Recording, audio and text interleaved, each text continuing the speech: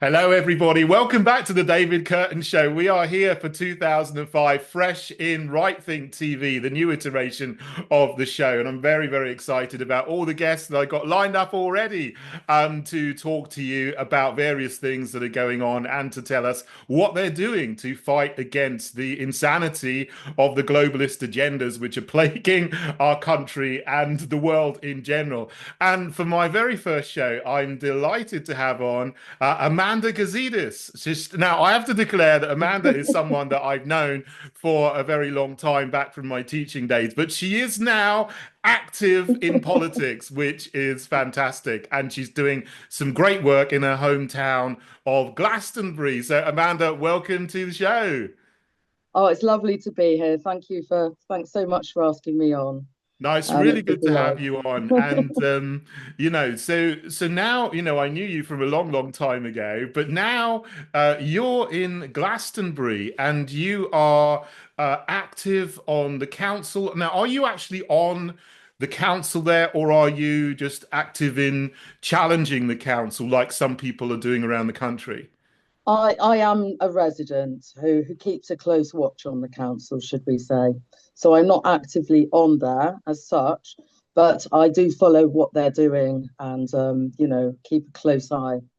So, but I think it's really important that the residents are arm themselves with the knowledge of what's going on in their local councils and keep a close eye on them. Yeah, absolutely. It's an issue Yeah, that I know that I get people talking to me from all around the country. Obviously I lead the Heritage Party. We've got councillors and they see the councils in general from what I call the yeah, Uniparty, Tory, Labour, yeah, Lib Dem, Green, all acting together to implement things that they call climate emergencies or other things, implement woke policies, and yeah, the yeah. residents of the towns and the villages and the districts where these people are don't want these things, but the councillors No, just go ahead and do it anyway. So do you, yeah, you're engaged in, in challenging Glastonbury Town Council. yeah. So what kind of things are they doing that Well, in residents don't particular, want? yeah, I mean, there's a lot of talk, there's a lot of distrust. The residents really don't trust them at all, and there's a lack of accountability, transparency. If you read the councillors' code of conduct, basically, they are acting far more on their own personal interests Hmm. than they are following these principles that they are supposed to be following. And basically, I've been leading a campaign for the last 3 months, and I've been bringing awareness to the town about the council are actually have been exploring since 2023 the possibility of being inscribed on UNESCO World Heritage Site status.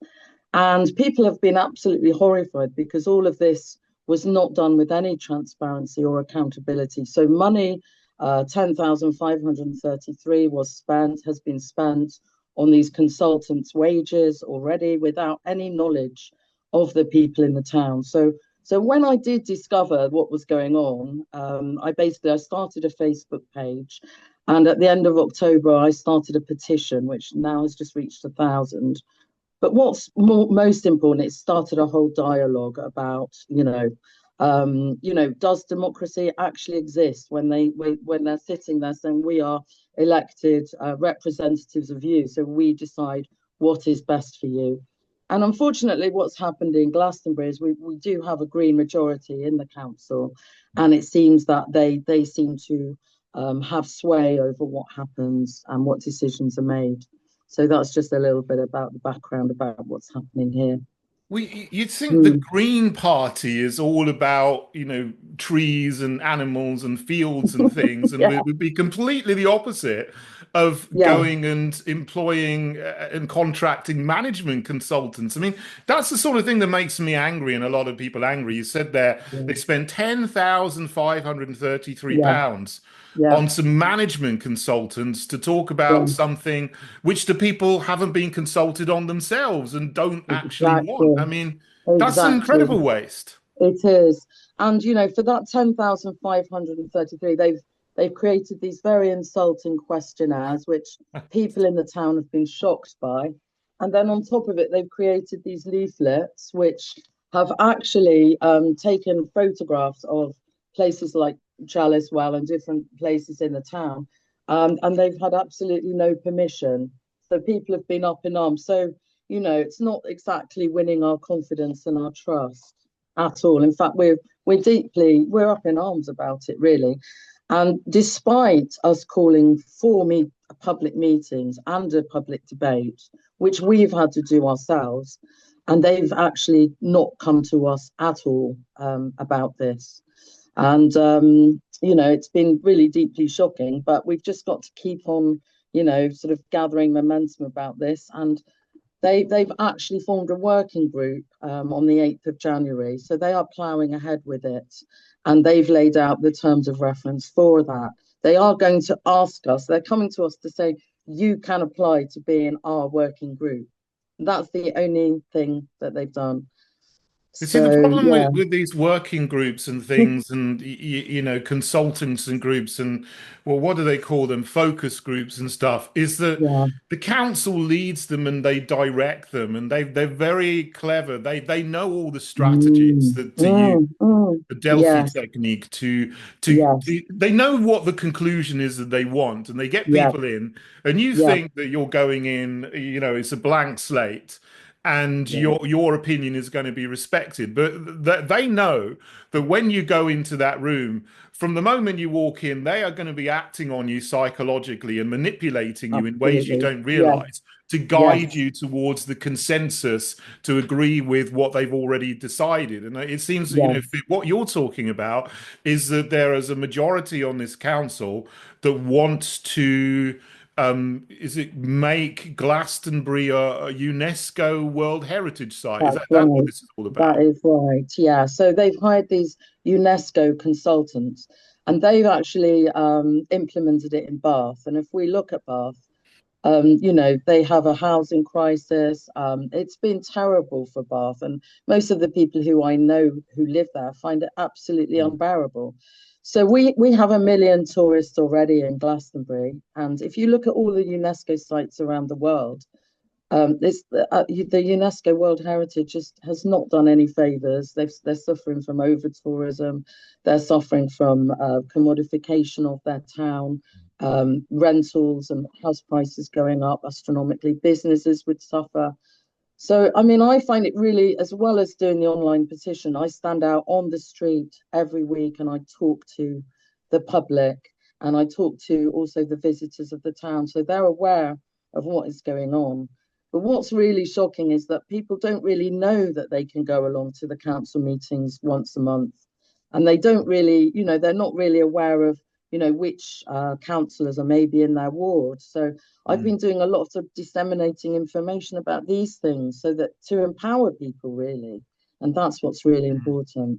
Well, what you're doing is fantastic, and this is a thing that I find all over the country is people don't like what the councils are doing, but they have the No, right to go and question the councillors. exactly. And Yeah, they don't know how to do it because it's so, you know, it's like the ordinary people are down there and the council is up here somewhere. You don't know how yeah, to engage, but actually it's very, very easy once you know the mm, process. So, you know, yeah, everything you're doing, you know, in Glastonbury to make people aware of how they can engage with the council and question them and challenge them, I think that's fantastic, you know, and I know there's thank people you. all over the country doing that. So you're doing a great work there.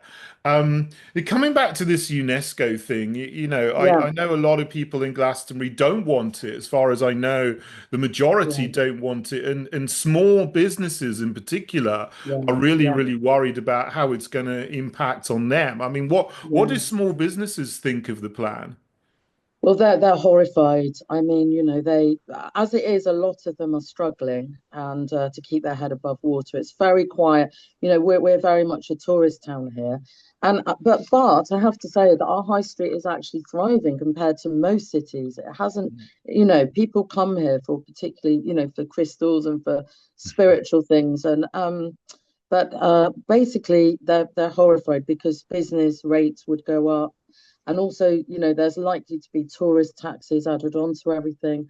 So, they're not happy at all. So, it would have a big impact on them as So it's well. like it's a whole like Mm, globalist bureaucracy. I mean, mm, the United mm. Nations is run out of New York and Geneva, isn't it? I mean, it's what Absolutely. right do they have to come Yeah, into yeah. Glastonbury, a small town in England, and say, well, this is what we want to do, and then if you don't like it, well, Mm, tough luck.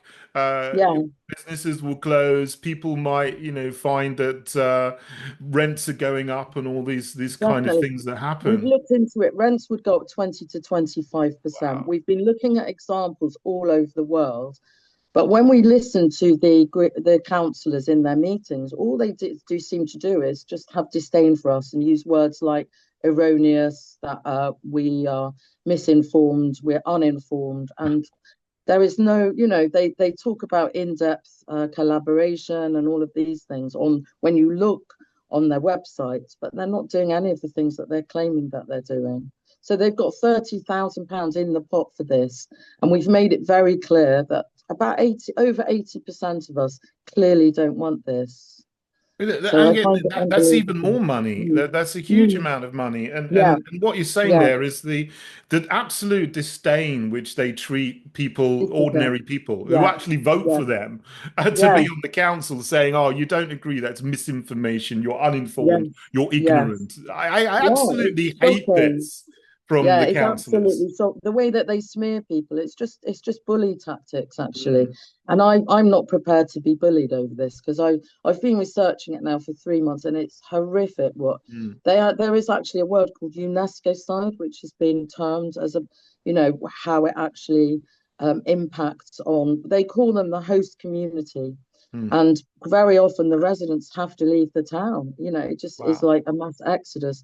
And the consultants talk about the right tourists coming in, Mm, and also the mayor on this town is also taking a stand, and I don't know whether that's the correct thing to do, and saying that it would bring a lot of prosperity here and it would bring pride to our town, and saying that it's a bit of a Disneyland. Well, I think it would be more of a Disneyland if we're getting coach loads of tourists coming in and just on whistle stop tours, mm, like is happening in Stonehenge, and people won't be engaging in the town like they do now. It's mostly pilgrims and it's mm. people who are coming for spiritual purposes, You and know, which we I like. went to Glastonbury, Mm, in the whole days of the lockdown and the injections and the COVID era. I went to speak at a freedom rally in Glastonbury in August mm, 2021. And it was one of the mm, best days that I had yeah, in that whole period. I remember going and speaking, and everybody was very, very polite. They listened intently, but they were very, very respectful. mm, I'm a Christian, so I don't, I'm spiritual, but I don't share the same mm, beliefs as many of the people in the town who mm, mm, looking at other things. But they were very respectful of me, to share my faith, and they listened. yeah, I remember, yeah, and that, what yeah, that we had in common was that we believe in freedom. We believe in yeah, yeah, individuality, that everyone's got the right and the freedom they should have to meet, to yeah, go out, to assemble, to trade, to run their so business, much.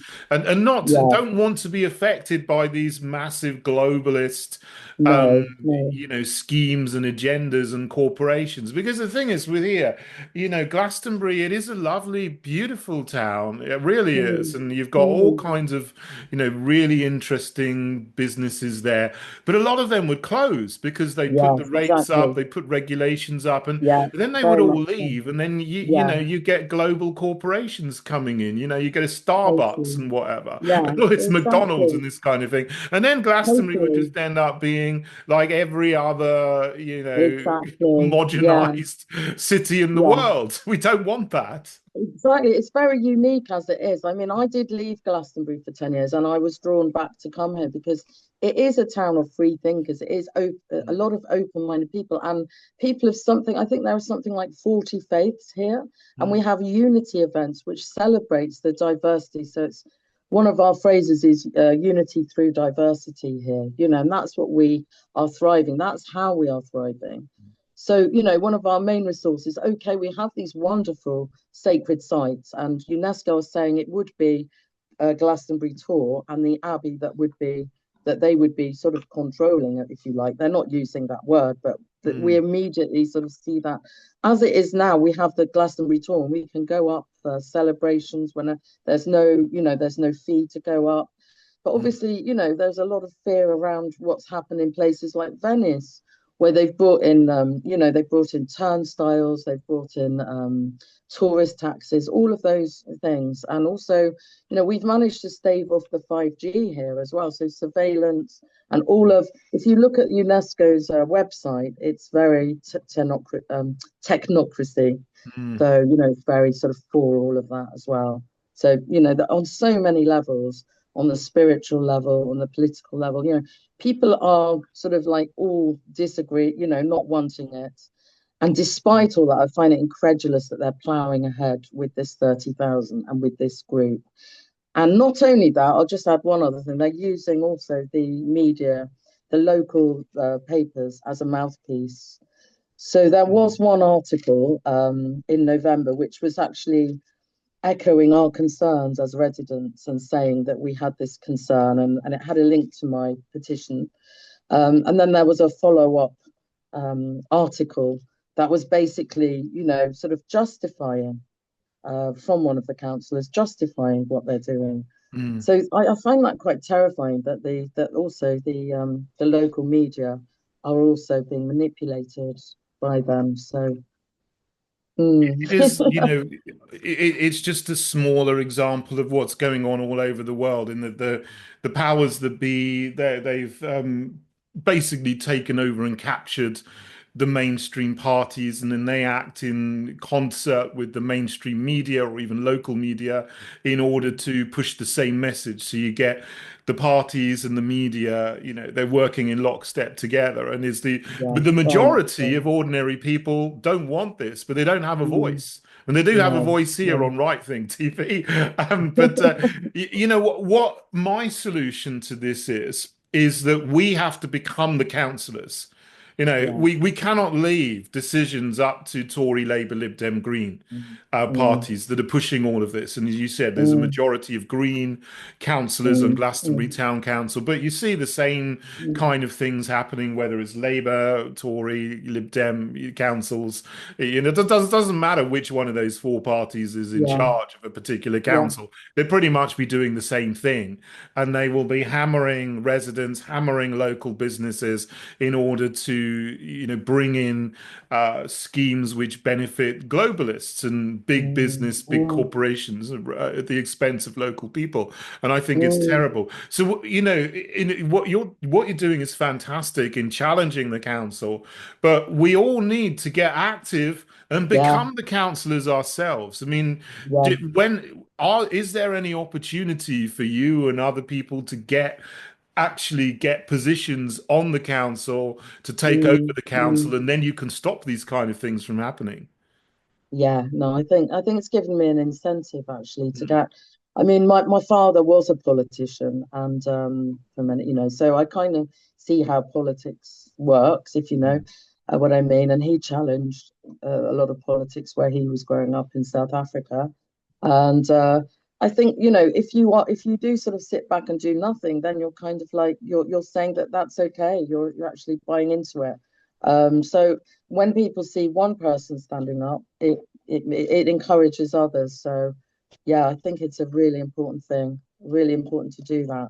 And I've learned so much in the last 3 months. I've learned so much about myself, about the community that I live in, how things how things work, but how they are so corrupt. They're just systemically so corrupt.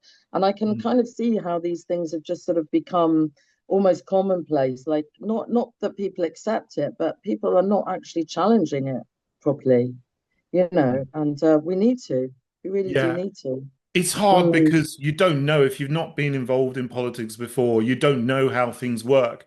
So they've got an mm. advantage because they've got party machines to help them to get them elected Yeah, and then to yeah. manipulate people and to pretend that they're on their side when actually they're not and Mm, push through all mm, of these kind of things. But we all mm, need to get more aware of how politics works mm. and then take Yeah, over because otherwise we're just going to yeah, keep on getting what we've already got. As Edmund yeah, Burke said, all it takes for evil to triumph is for good men to do nothing, and of course, good women yeah, as well today yeah. to join the good Exactly. men in doing things. But Amanda, you're doing great work just in challenging the councils. I hope that you can get active Mm, and actually become a councillor as yeah, well at some yeah, point so that yeah, then you have the power to stop this. But in the yeah, meantime, yeah. you have set up a petition, which is a good thing. Can you tell us a bit more about that and where that is and how people can sign it? Yeah, it's on change.org, and it's entitled Stop World Heritage Status for Glastonbury. And we've just tipped over 1,000 signatures now, but we also are doing paper signatures for those people who aren't online as well. So yeah, you can find it on sorry, change.org. Yeah, So fantastic. yeah, and I could put a link underneath as well, underneath this interview. Yeah, I So will. I will put a yeah, link in the fantastic. Yeah. video platforms and on Right Thing TV. I'll put the link there, so when you watch this, you can sign up to that petition as well Mm, thank against you, this David.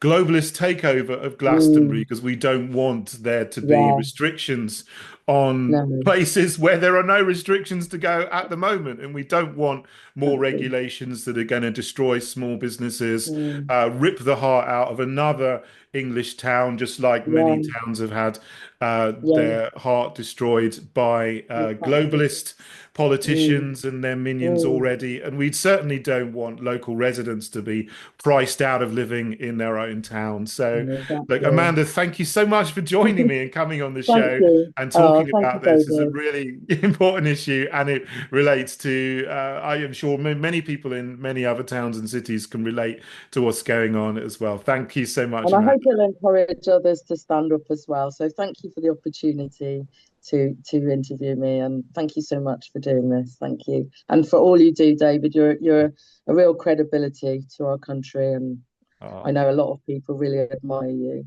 So anyway, we've all got to stand up. We've all got to do our bit, haven't we? Absolutely. Thank you so Yeah. much, Amanda. It's really Thank great to you, have you on the David. show. And for Thank my you. viewers, thank you for watching the first episode in the new iteration of The David Exciting. Curtin Show.